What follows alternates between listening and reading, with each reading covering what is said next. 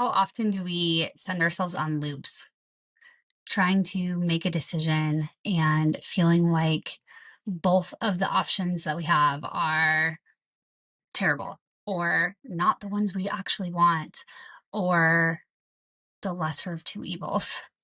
Is this not what so much of the outside world often seems to be made of? I know that I am the loop master. I just went through this with my son's school, but I'll tell you that story in just a little bit. One of the most useful tools that we can add to our spiritual toolkit to help us move about the world in a way that feels more at peace and more present is what we're going to talk about today. And not only that, but it's also a frame of mind that the most successful people in the world use. It is the way to move through any difficult situations in most cases. I know that when I have accessed this place, this mindset, it has allowed me to move in more flow in so much of my life. And it takes me a while to get there because I'm human. And the reality is that even though, yes, I am teaching this on ReWired, and that's 365 days of daily practices that brings you to a place of more presence and peace and ability to access flow and co-creation, that doesn't mean that we've reached a state of enlightenment all the time or even most of the time. We are humans having a human experience with limitations all around us. It is how we deal with those limitations. What creative solutions do we bring in that sometimes come from what feels like a divinely orchestrated place? Today's lesson is about accessing God mind. There's a lot of different ways to think about this. The most obvious is when we are in that position of feeling like we only have two options, and neither of those options are very palatable or feel like they're in alignment in any way. And yet we feel stuck. It's the feeling of being between a rock and a hard place that we often feel like in so much of our life. I just went through this with my son. Uh, we went through a really, honestly, very difficult time at the end of, I guess, the first semester of school. He's 4 years old, let's be clear. So, whatever you would call that. Before school got out for Christmas, and we had our little school conferences, and the experience was shocking. What we heard was nothing like we knew of our son. The way they described the little boy that was at school was unfamiliar and wrong. And it sent us down a deep path of trying to figure out what was happening. Now, we'd had some behavior issues that were unusual, and we were trying to deal with those at home. My husband and I can sometimes take the extreme ownership approach very far, and will often look at ourselves first, no matter what.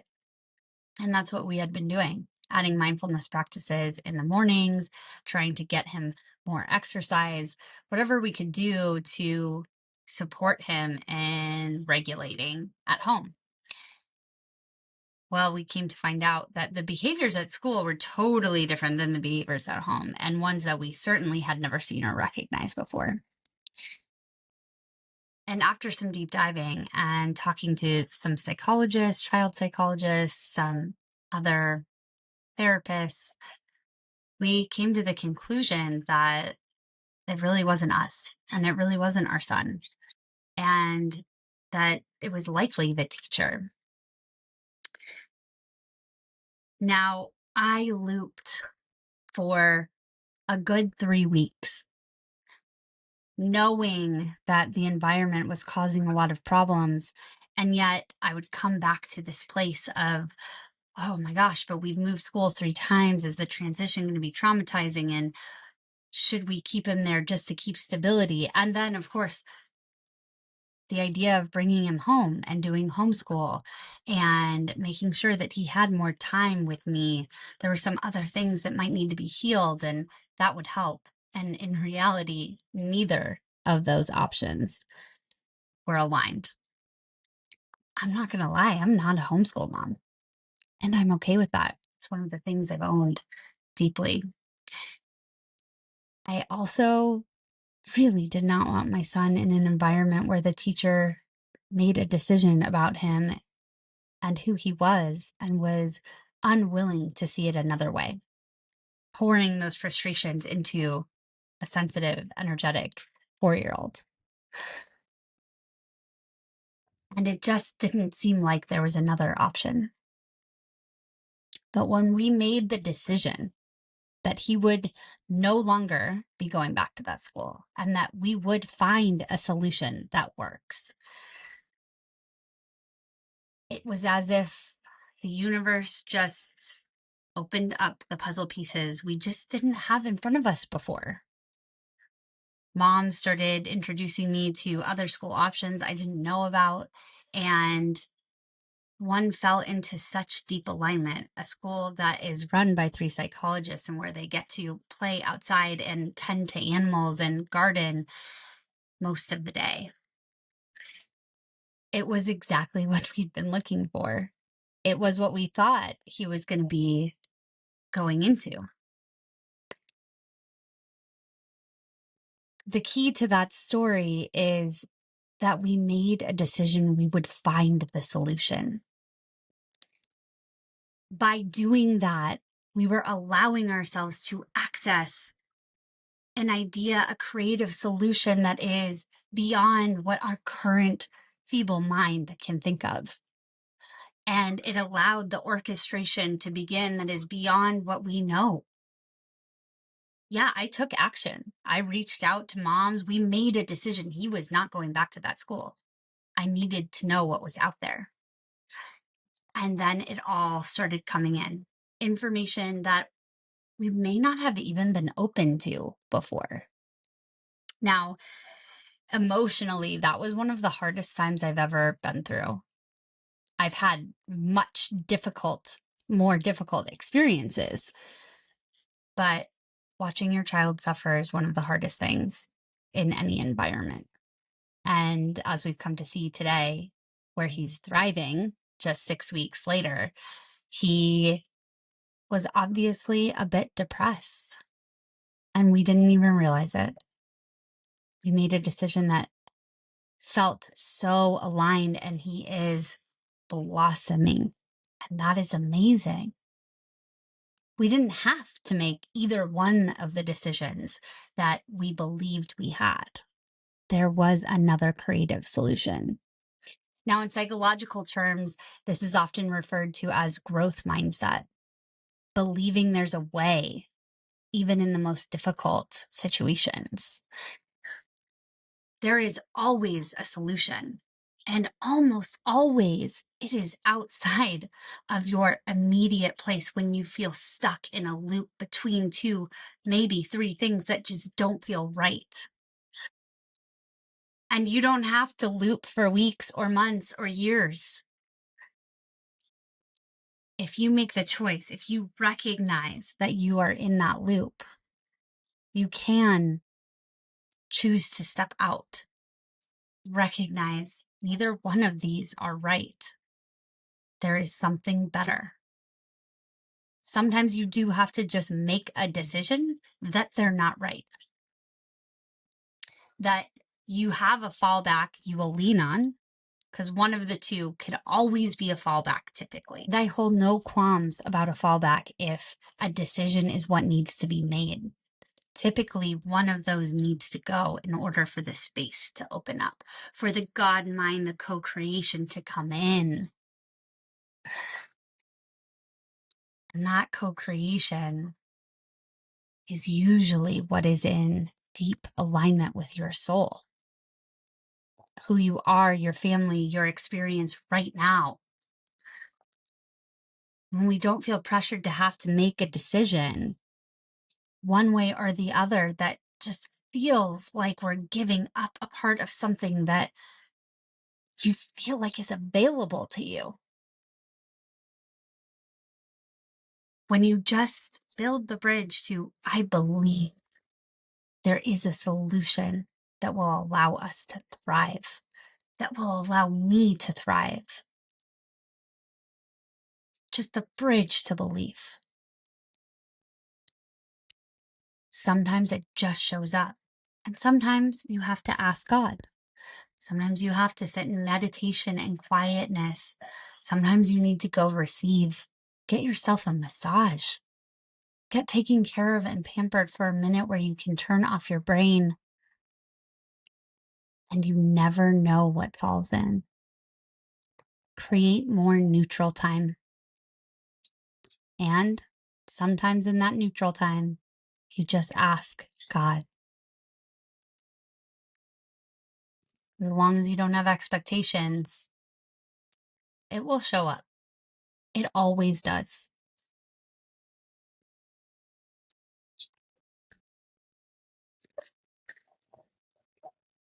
And now I want you to find a moment and a place in order to take your first practice today.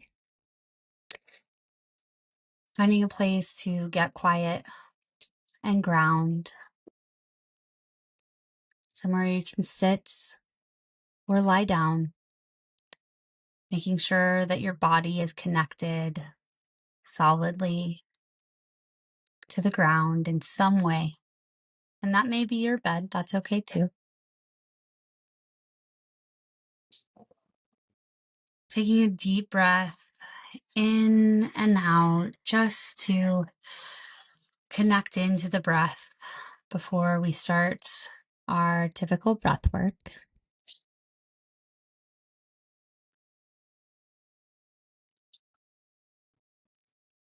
And I want you to take a deep breath in, filling your body down to your belly, your chest, throat, up past your mouth and ears, feeling the pressure on your head,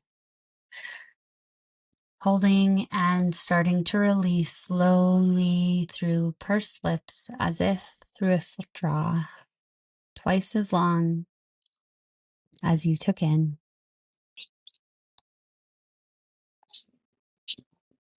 Breathing again, filling your body slowly and having a slight hold at the top, and then releasing.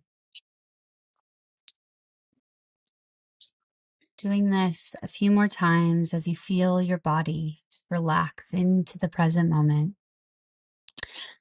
Connecting to the place that you are connected to on the ground and the earth. Feeling that energy, that grounding, supporting you.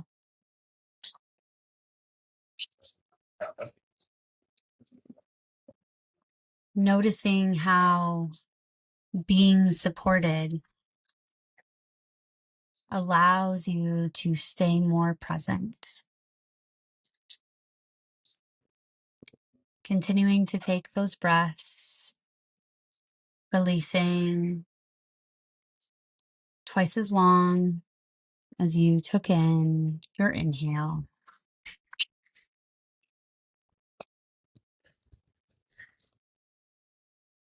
And as you continue breathing, I want you to see a white light coming in through your head and filling your whole body on the in breath. On the out breath, connecting your roots down into the earth's core.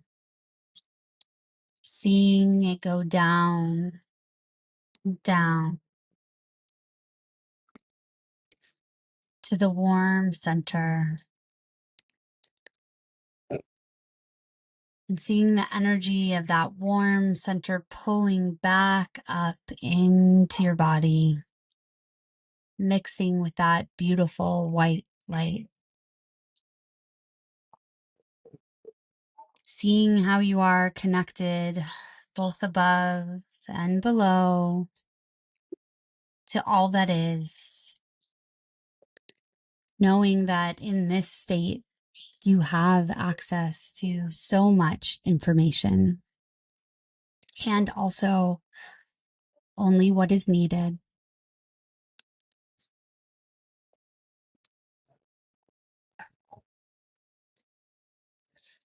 And in this moment, I want you to ask yourself, either in general or specific to a problem you're trying to find a solution for, or debating between two solutions that don't feel aligned.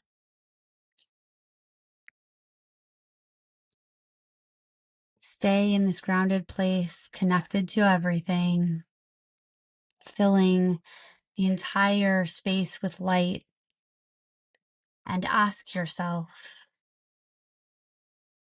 is this all there is?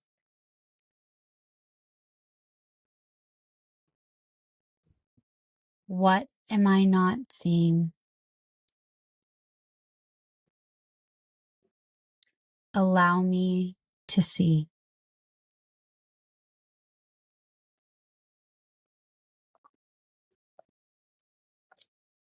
Is this all there is? What am I not seeing? Allow me to see.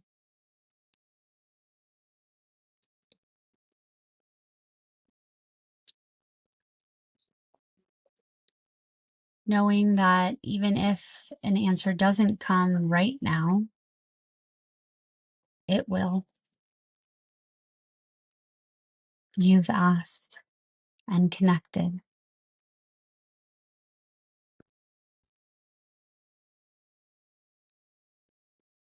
Is this all there is? What am I not seeing? Allow me to see.